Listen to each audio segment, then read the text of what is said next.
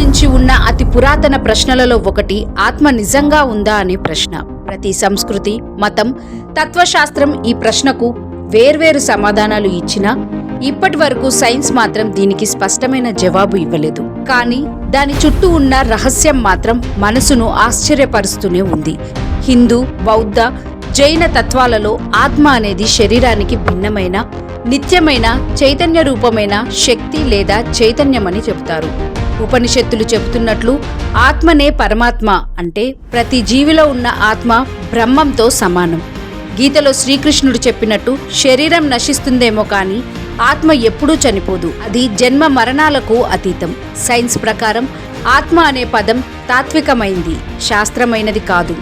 కానీ చైతన్యం అనే అంశం మాత్రం సైన్స్లో ఇప్పటికీ మిస్టరీగానే ఉంది. ఇప్పటి వరకు కొన్ని ఆసక్తికరమైన శాస్త్రీయ పరిశోధనలు జరిగాయి. చాలామంది మరణానికి దగ్గరగా వెళ్ళి తిరిగి వచ్చినప్పుడు తమ శరీరం నుండి బయటకు వచ్చి చూసినట్టు అనుభవాలు చెబుతారు. శాస్త్రవేత్తలు దీనిని మానసిక న్యూరోకెమికల్ ప్రభావం అని చెబుతారు. కానీ ఇంకా పూర్తి వివరణ లేదు.